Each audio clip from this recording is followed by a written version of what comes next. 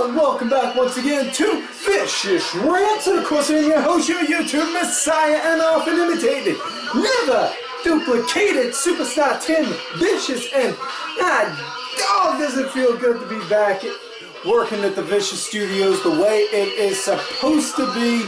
You know, last week we had those issues. For all you folks out there that bared with it and stuck with me having to go and literally just using the phone like this, like I did back in the old days when I first started the rants, much thanks to yous. And to the asshole production crew that tried to do something illegal with the intern that cost us a camera, your pay's going to be getting docked. Yes, you are getting paid, contrary to popular belief. Now, this week's episode we are going to be talking about what Raw was in Los Angeles. But before we do that, let's go pop in that tape, hit the rewind button and go and talk about with the SmackDown rewind from last week. It was the go home SmackDown, or actually, no, it was not. I'm sorry. I was about to say it was the go home SmackDown to No Mercy. But this week coming up is the go home SmackDown to No Mercy. My apologies for that one, folks. But anyways, last week's SmackDown, the big highlights from last week on the SmackDown was honestly three things really. And it's kind of funny when you think about the first one. The Usos now coming out and now fully embracing the dark side and being heels with having whole new heel music, but coming out looking like a couple. Getting my words jumbled up.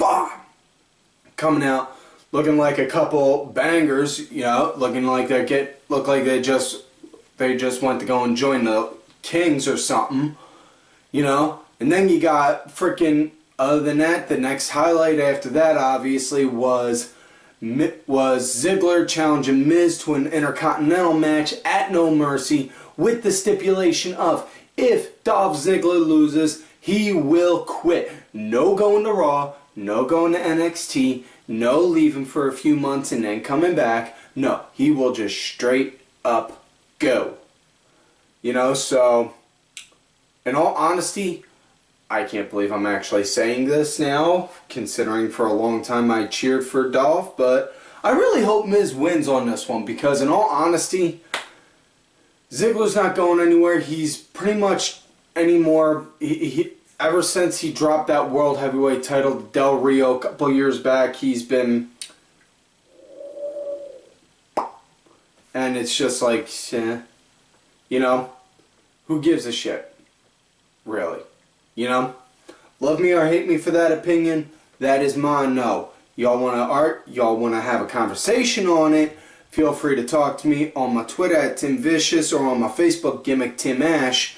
You know, feel free to drop a few comments down below. Also, will not engage in arguments though. Ain't got no time to go feed no trolls. Now, that in mind, the third big thing that happened on the SmackDown last week was Dean Ambrose got his one-on-one rematch for the title against AJ Styles. That was one hell of a match. Cena was sitting there on commentary the whole time, in which case, honestly, I didn't think it was possible, but the frickin' Bella girls are actually more entertaining vocally, I may emphasize, vocally, than Cena is on commentary, you know? It's just like, God. Dude, say something that frickin' shows that you're a little pissed or emotion or something with that.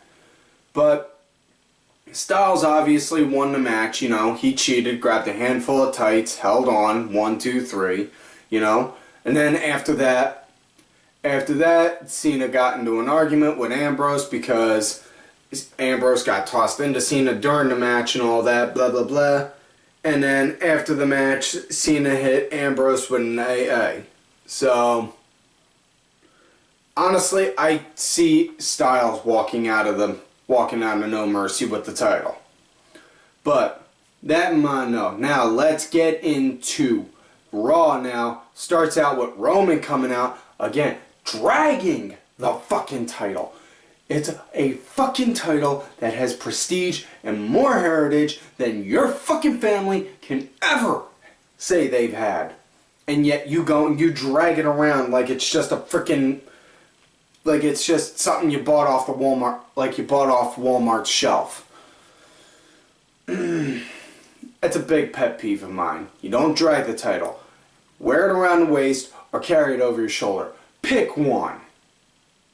You know, he talks about on how his family has a huge legacy and his family never had that title up until now. You know why? They didn't bother to care about having that title.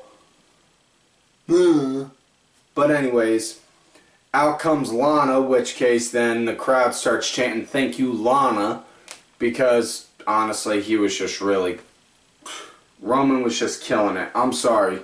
I'm sorry, folks. I know some of y'all really like Roman. Got no quarrels on that. You know, you like who you like, you don't like who you don't like. But honestly, Roman was pretty much drowning in booze during that promo until Lana came out. She came out, started ripping into Roman, talking about on how, you know, she's there to negotiate for a rematch with Rusev for his title. And then Roman just started going into it. And think about it. Roman's pretty much used the same joke non-stop, just phrasing it differently each time. You know? Like like case in point, he said to Lana to go into the back, get Rusev, and give him his Bulgarian balls, and then he can come out and challenge for it. In which case, you rewind the clock sometime back when Roman had the world title, he said to Vince, his grapefruits shriveled up into raisins. And, you know, before that, he said to Sheamus, his Irish taters wound up shriveling up into little tater tots. Seriously, Roman, if all you're going to do is dick and ball jokes, trust me, holler at somebody, talk to the most immature person you can think of, you know, and then ask them for jokes. That's the best way you're going to learn. Either that or hang around a 13-year-old non-stop for a week. Trust me, you'll learn way more dick and fart jokes there than you will anywhere else. That being said, though, after he wound up saying that, next thing you know, Rusev came out, them two started brawling. Rusev wound up kicking Roman, caught him right in the throat, tossed him over the security barricade, started walking away, got up to the entryway. Roman came out of nowhere, wham, Superman punched him, got him right, wound up grabbing the stick, said, "Rusev, I want you to go tell your wife you get in your match. And if I'm going to hell, I'm taking you and your wife with me in Hell in a Cell." And then they announced it's going to be a Hell in a Cell between them two. Let's just really hope this is a good Hell in a Cell match between these two. Because honestly, they need physicality and brutality in this match. Now, that being said, let's get into the matches of the night. Starting out with TJ Perkins going up against the Brian Kendrick in a cruiserweight title match. You know, Perkins putting his title on the line against Kendrick. And I'm not going to lie, folks, this had a nice flow. And personally, I know this was a lot better of a match between these two than what happened at Clash of Champions. Not knocking the match at Clash of Champions, I'm just saying. The second time around, it felt a lot nicer, you know? And I'm not saying because, you know, there was more high flying or, you know, spots and all that. I'm just saying the match in and of itself did. But, you know, it was a good match. You know, had a nice pace, good flow. Really dug on how now they're playing Kendrick as like the first legit heel in the cruiserweight division. You know, and it's just a matter of time before they start building more. Obviously, you could tell by looking at some guys are going to make, some of them are going to wind up being heels. Case in point, Tony Ness is going to be you know, just got to give him time. Hoping, fingers crossed, Jack Gallagher is, you know, he could be the proper gentleman heel, you know. Let's hope on that. But anyways, this match, not as long as the one at Clash, but it was a relatively decent time. But match came to an end. Bryan wound up locking in the bully choke, and Perkins tapped out. The Brian Kendrick, now former WWE Tag Team Champion, former WWE Champion, and now WWE Cruiserweight Champion. So yeah. Now Brian Kendrick won that. They'll more than likely pull out a rematch between these guys, if not next week, then at Hell in a Cell. You know, at the Hell in a Cell pay-per-view. Just gotta wait and see on that. But next up, we got the piss break of the night. Braun Strowman going up against Chase Silver, who, honestly, he looks like an Adam Cole impersonator. The dude just really looked like an Adam Cole impersonator wearing, you know, wearing trunks that had, like, playing card symbols on them. I'm just waiting for somebody to go and ask Adam Cole, like, hey, were you on Raw? But so far, nothing yet. Either way, yeah, piss break of the night. Next matchup after that, we got Sami Zayn versus Titus O'Neil. And before I get into that, Ed, behind the producer, Ed is emphasizing I should mention the winner, even though it's kind of obvious, but Braun won. Now, back to Sami Zayn versus Titus. This match, it was pretty much like your normal, this was your normal atypical WWE type match, you know. Titus started out, he was powering over Zayn throughout the beginning of the match. Then, just as he bounced Zayn off the rope right out of nowhere, Zayn, bam! Caught him with a good forearm, took him down, and then just started working a comeback, hit him with an exploder in the corner, and then wound up hitting a hell of a kick, got the 1, 2, 3, Zayn won, hoping that they wind up pushing Zayn somewhere along the line soon. You know, I mean, I know technically he could go into the Cruiserweight division, but honestly, I think he would be a lot more suited going in the main event Universal title picture. You know? Either way, the guy's going to wind up. Either way, Sami Zayn, he's El Generico's favorite wrestler. I know I know from first-hand experience because I've received letters from El Generico in TJ telling me on how he shows the orphans WWE wrestling, and they all love Sami Zayn. You know? But next matchup we got after that, it's Golden Truth versus The Club. And now this was a pretty okay match. I mean, it had a nice back and forth feel to it, but biggest thing that was a bit of a tweak for me, and more so a pet peeve, you know, because it wasn't really like anything bad or nothing. It was just The Club wound up getting a jobber entrance, you know. I mean, just think about this for a minute, and I'm just spitballing here. Raw was in LA at the Staples Center, and that's where The Club debuted. They could have wound up cutting some really red hot promo talking about, you know, they put on a hot match, killed their opponents, and then afterwards, you know, cut a promo saying, we came here in this building, destroyed such and such, and now we're here to go and do that kind of shit again, and then go and do it. Just saying. Something like that. You know? Now, match wound up coming to an end, obviously, when Gallows wound up tagging in, Anderson tagged in Gallows, and then Gallows wound up taking out Truth, set him up, and then boom, they hit him with the Magic Killer, got the 1, 2, 3.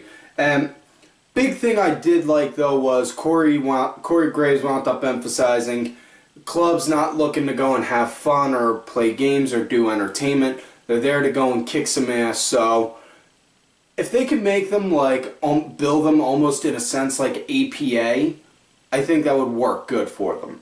Instead of just having them ride on the whole they were a hot tag team in Japan thing. You know?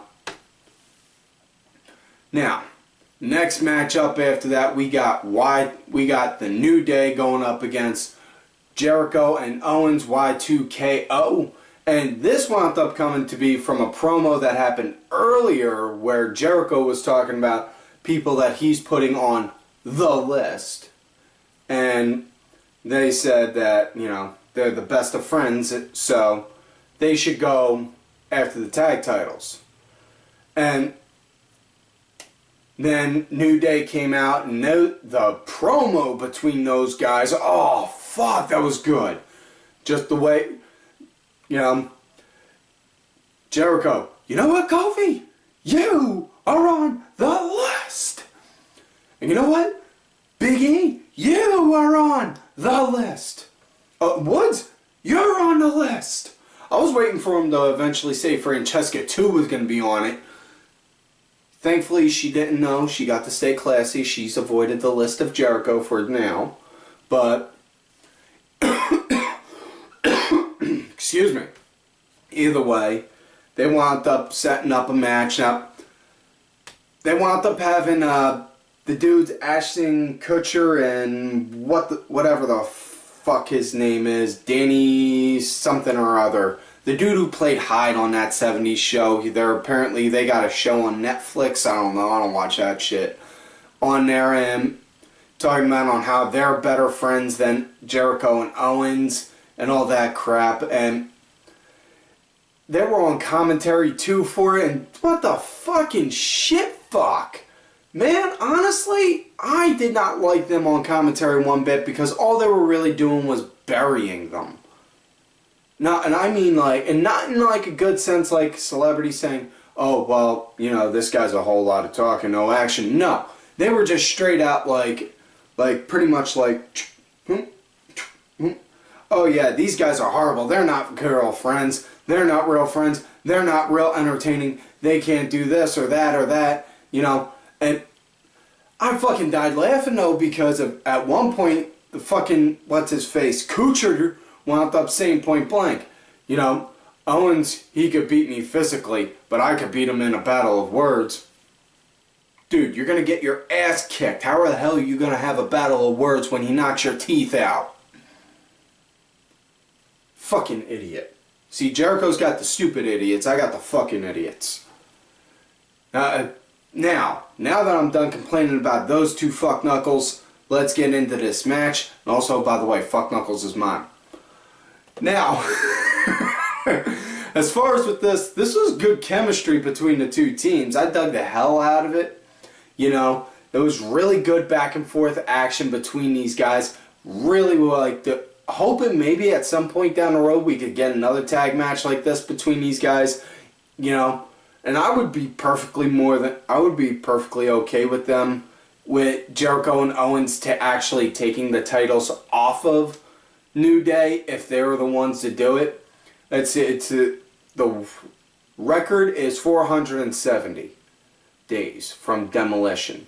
New Day's at about maybe just over 400, so they got roughly about another 2 to 3 months until they could take it off of them.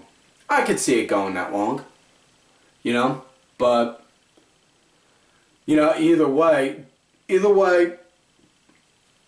on this match, it was actually, instead of Kofi and Woods, it was, or Kofi and Big E, it was Big E and Woods, because Kofi was still recouping from getting those 9 stitches in his head from getting gashed open and looking like something out of Friday the 13th last week going against the club. And like I said, these guys had good chemistry with each other. A lot of nice ring work, moving around nice and smooth. Match came to an end though when Jericho wound up in there with Big E, and Big E wound up taking down Jericho, tagged in Woods, picked him up, and wham! Hit him with the spike big ending. Got the 1, 2, 3. New Day still the WWE Tag Champs. So as far as on who they're going to go up against at Hell in a Cell, don't know. May wind up seeing the end of their feud with the club at that point. You know, but if they do, then they definitely got to win the titles. Otherwise, they're just going to wind up floating into mid-card limbo.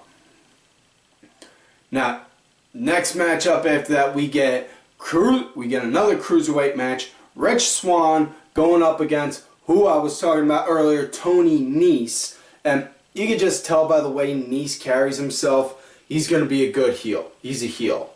You know, now the way he does it, the way he came out though, or not, shouldn't say the way he came out, poor choice of words. Think on how to phrase this. The way, like I said, the way he carries himself, obviously, but aside from that, I think the big thing that impresses me with Tony Ness more than anything is the fact that he really does live up to his namesake. He talks about on how he's the total package, you know. He's strong, fast, agile. The man can work all of that. The only problem I had with it was when they did that little pre-recorded promo segment of him, the guy sounded like he was Roman right when he first started with the Shield. Man needs to go and work on his promo skills desperately. You know? But that aside, this was a really good match between these two, and it was a great chance to help show all the type of maneuvering and ring work that Ness can do. You know, for those that didn't catch him on the Cruiserweight Classic. In which case, excuse me, if you didn't watch the Cruiserweight Classic after you're done this, or if you feel like pausing this, go watch it and then see some of these guys, because trust me, there are guys on there that unfortunately they did not sign because either the wrestler themselves turned down the offer or they just didn't feel like they wanted to sign them. Either way, you need to see this because it's great talent. You know, I'm just holding out for the day we get Johnny Wrestling and the Psycho Killer, Johnny Gargano and Tommaso Ciampa on Raw. Because then that's when you know we're going to wind up getting some good shit. You know? Now, either way, as far as with the match between Swann and Ness, this is really good. Love the hell out of this work. You know? Match wound up coming to an end when Ness wound up working Swann, threw him up against the ropes, and then wound up setting him up, got him in a pump handle, and best way to describe it was like a pump handle Michinoku driver. He had him for a pump handle, hoisted him up, and then wham! Threw him down in a Michinoku driver. Got the 1, 2, 3. That was it. So yeah, that was that. Now, next matchup after that, it was another tag match. This one,